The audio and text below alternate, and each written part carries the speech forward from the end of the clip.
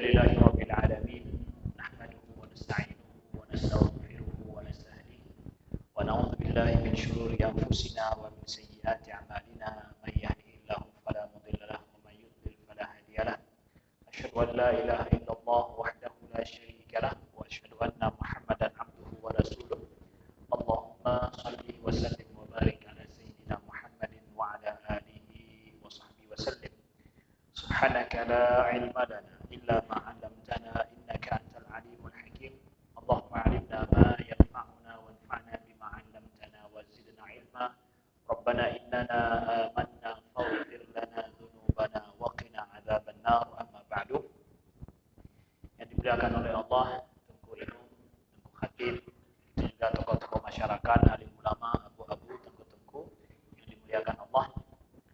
Alhamdulillah setelah 2 bulan mungkin kita tidak berjumpa, dengan izin Allah kita kembali melanjutkan kajian kita membaca kitab Al-Isyarah ila Madhab Ahlil Haqq, sebuah karya daripada Abu Ishaq Al-Syirazi yang meninggal 476 Hijriah.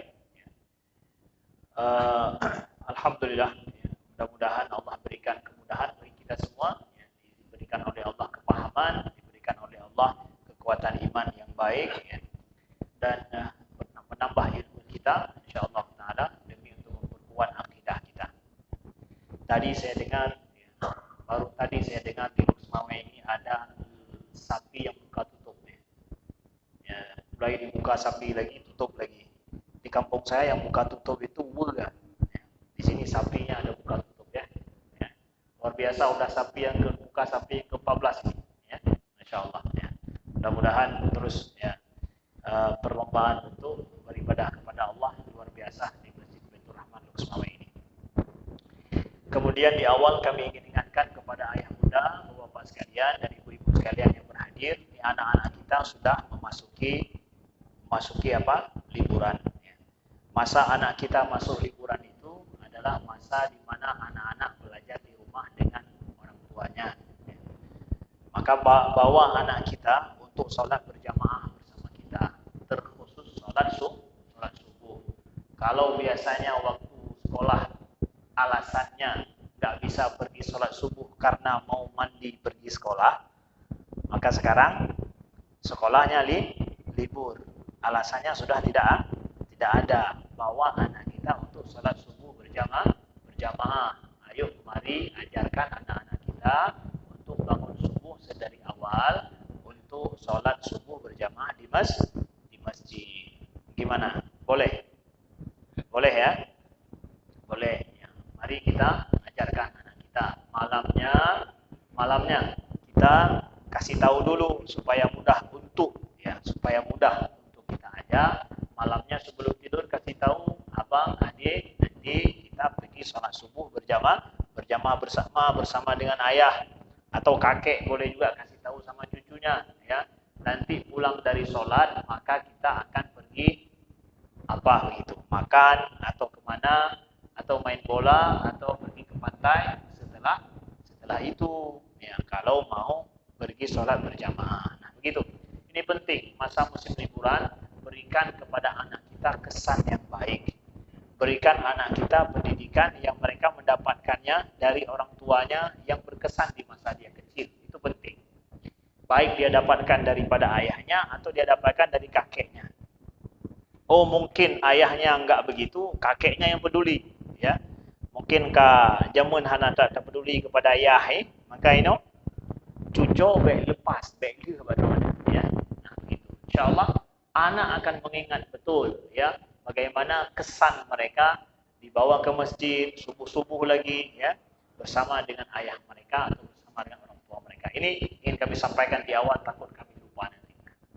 Baik Bapak Ibu sekalian yang dimuliakan Allah, kita masuk membaca kembali kitab Isyarah Al-Isyarah ila Madhab Ahlil Haqq di Imam Abu Ishaq Al-Syirazi, ulama abad ke-5 Hijriah. Kita lihat pada pembahasan yang selanjutnya masih pembahasan tentang sifat-sifat Allah. Sedikit kita ulang kaji tentang hal ini ya, tentang masalah sifat as-sama' wal basar ya. Ini adalah sifat zat Allah. Para ulama Ahlus Sunnah wal Jamaah sepakat bahwa sesungguhnya Allah memiliki sifat-sifat yang mulia, sifat-sifat yang suci, sifat-sifat yang sempurna, yang jumlah sifat Allah itu tidak terbatas. Sifat Allah itu sempurna, karena Allah Maha sempurna, sifatnya juga tidak terbatas. Karena kesempurnaan Allah itu tidak terbatas. Sesuatu yang terbatas adanya, pasti dia itu berkurang. Terbatas berarti ada batasan. Kalau batasan tidak mutlak. Kalau tidak mutlak berarti makhluk. Semua ada batasan. Itu kecuali Allah. Allah saja yang tidak ada batasannya. Maka sifat Allah itu kalau ditanya menunjukkan kepada kesempurnaan Allah Subhanahu wa ta'ala. Kalau dia menunjukkan pada kesempurnaan Allah, berarti menunjukkan sifatnya itu tidak terbatas, mutlak adanya.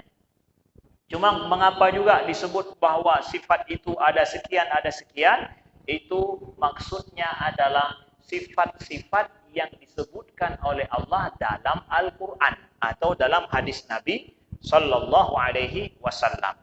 Itu persis umpamanya kita belajar tentang nabi-nabi yang 25. Nabi dan Rasul berapa? Enggak 25 Nabi dan Rasul, tapi yang 25. Maksudnya yang tersebut dalam Al-Quran nama-namanya 25. Jadi kalau ada yang memahami Nabi dan Rasul hanya 25, salah. Karena jumlah Nabi dan Rasul ada yang tidak dijelaskan oleh Allah Subhanahu wa ta'ala nama-namanya. Ya, minhum man qasasnahum 'alaika wa minhum lam naqsusum 'alaika.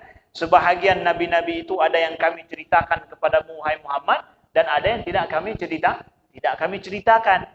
Yang enggak diceritakan oleh Allah berapa orang? Wallahu a'lam. Jadi kenapa juga selalu dibilang Nabi Rasul 25? Itu yang tertera dalam Al-Quran. Begitu juga dengan sifat Allah. Apa itu sifat 20 atau yang 14? Itu sifat-sifat Allah yang tertera dalam Al-Quran, dalam hadis Nabi yang 20 tersebut. Bukan membatasi sifat Allah. Kalau kita pernah mendengar seperti itu. Jadi pemahamannya harus dipahami dengan jujur, dipahami dengan baik, supaya kita tidak salah sangka tidak salah paham terhadap klasifikasi yang juga oleh para ulama. Nah, begitu juga saudaraku yang dimuliakan Allah, ya, sifat Allah ini ketika para ulama membicarakan sifat Allah, para ulama membuat sebuah rumusan penting bahwa mampu tidak kita untuk mengetahui hakikat sifat Allah. Enggak mampu kita mengetahui hakikat sifat Allah. Ya, enggak mampu kita mengetahui hakikat sifat Allah, persis seperti kita tidak mampu mengetahui hakikat zat Allah. Ya, ada zat, ada sifat Allah. Itu mazhab Ahlussunnah wal Jamaah, ya, bahwa Allah punya zat, Allah punya sifat, ya. Yang sifat Allah berbeda dengan zat, tapi dia tidak terpisah. Mampu tidak kita untuk mengetahui hakikatnya? Tidak mampu kita. Tapi nanti para ulama membuat penjelasan tentang sifat Allah dengan sebuah definisi. Contoh misalkan, kita akan baca sifat as-sama' wal basar sebagai kelanjutan daripada pertemuan yang lalu. Thumma ya'taqiduna anna Allah azza wa jalla yasma'u bisam'in qadimin azaliyin wa yubsiru bibasarin qadimin azaliyin abadan kana mausufan bihima wa abadan yakunu. Ya. Jadi kemudian Ahlussunnah wal Jamaah meyakini bahwa sesungguhnya Allah itu Maha mendengar dengan sama, dengan sifat sama yang qadim dan azali. Ya. Sifat sama ini qadim dan azali. Qadim artinya apa? Tidak ada permulaan. Jadi nggak bisa ditanya Allah itu mendengar sejak kapan. Nggak bisa ditanya begitu. Nggak ada permulaan bagi adanya Allah. Maka sifat Allah juga begitu. Kemudian azali, nggak ada sifatnya juga tidak ada permulaan bagi adanya sifat tersebut. Wa yubsiru bi basarin qadimin. Begitu juga Allah melihat dengan sifat basar yang sifatnya qadim juga, azali juga. Nah, qadim itu artinya apa? Mala awwala lahu liwujudihi, yang tidak ada permulaan bagi adanya. Jadi enggak ada bisa ditanya sejak kapan Allah melihat, sejak kapan Allah mendengar. Itu enggak bisa ditanya karena dia itu qadim. Qadim tidak ada permulaan, tidak dibatasi oleh waktu. Nah, begitu, ya. Abadan kana mausufan bihima wa abadan yakun. Jadi sejak dari awal tidak ada tanpa ada awalan, Allah itu Maha mendengar, Maha melihat, ya.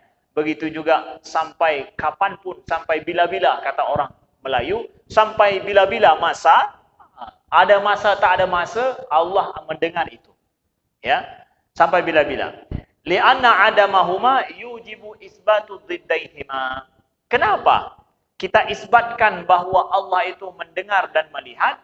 Karena kalau Allah tidak mendengar, tidak melihat, ya berarti kebalikan daripada itu. Apa kebalikannya? Ya, yaitu summun dan umyun, artinya buta dan tuli. Tak mungkin, mustahil bagi Allah itu. Ya, wadzalika afatun, dan itu cacat. Ya, itu sifat cacat. Qala Allah azza wa jalla. Nah, enggak mungkin ada sifat cacat pada Allah. Nah, Allah Maha mendengar, Allah Maha melihat. Itu kesempurnaan bagi Allah. Ya. Kemudian juga diisbatkan sifat ini kenapa? Karena ada ayat dalam Al-Quran. Apa ayatnya? Banyak sekali. Wa annallaha sami'un basir. Allah katakan kepada Nabi Musa adalah asma' wa ara. Sesungguhnya aku mendengar dan aku melihat, wahai Musa. Ya. Jadi Allah mendengar, Allah melihat secara jelas termaktub dalam Al-Quran, dalam ayat-ayat yang sangat banyak sekali. Sami'un basir itu luar biasa banyak ayatnya. Maka dengan itu para Ahlus Sunnah wal Jamaah menyatakan bahwa Allah Maha mendengar, Maha melihat, itu sifat Allah yang sudah sangat jelas, tidak bisa dipertentangkan lagi. Nah, kemudian apakah sama pendengaran Allah dengan pendengaran makhluk? Oh tidak. Disinilah dia perlu dijelaskan bahwa sifat Allah itu hakikatnya nggak bisa kita ketahui. Walaupun secara lafaznya sama mungkin. Kita melihat, Allah melihat nggak? Melihat. Emangnya sama-sama penglihatan Allah dengan kita? Nggak sama. Allah mendengar. Kita mendengar. Sama-sama dengar kok itu. Lafaznya sama itu. Kalimatnya sama. Hakikatnya tidak sama. Oleh sebab itu kita katakan tadi rumusan penting dari Ahlus Sunnah wal Jamaah bahwa kita tidak mampu mengetahui hakikat inti daripada sifat Allah.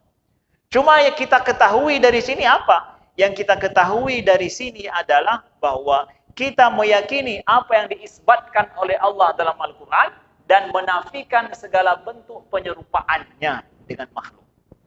Walaupun sama lafaznya, tak sama hakikatnya. Nah, kalau kita mendengar perlu kepada organ. Kita melihat perlu kepada organ tubuh juga. Kalau seandainya organ tubuh itu tidak ada, maka tidak ada penglihatan dan pendengaran itu. Apakah Allah perlu kepada itu? Na'udzubillah, Allah tidak perlu kepada itu. Nah, ini penting kita pahami tentang sifat Allah seperti itu. Dan Ahlus Sunnah wal Jamaah dalam mengisbatkan sifat Allah itu selalu memakai metode dua, yaitu memakai logika akal dan juga memakai ayat Al-Quran. Seperti tadi itu, dua sifat pendek saja dijelaskan oleh Abu Ishaq Al-Shirazi, bahwa kenapa kita harus mengisbatkan bahwa Allah itu punya sifat sama dan basar? Sebabnya dua. Karena Allah berfirman dalam Al-Quran, Sami'un basirun, banyak sekali ayat itu. Asma' wa ara, Allah katakan pada Nabi Musa, jelas itu. Ada ayatnya. Kemudian mereka, Ahlus Sunnah wal Jamaah, para ulama Ahlus Sunnah wal Jamaah, memakai logika lagi. Kenapa harus kita isbatkan Allah itu, kita akui dan kita yakini Allah itu mendengar dan melihat? Karena kalau enggak demikian, maka kebalikannya cacat, yaitu tuli dan bisu. Nauzubillah min dzalik. Ya, maaf, tuli dan buta. Nauzubillah min dzalik. Enggak mungkin itu ada pada Allah. Nah, begitu. Ini menunjukkan kepada kesempurnaan Allah. Apa saja yang menunjukkan pada kesempurnaannya dan itu tertera dalam Al-Quran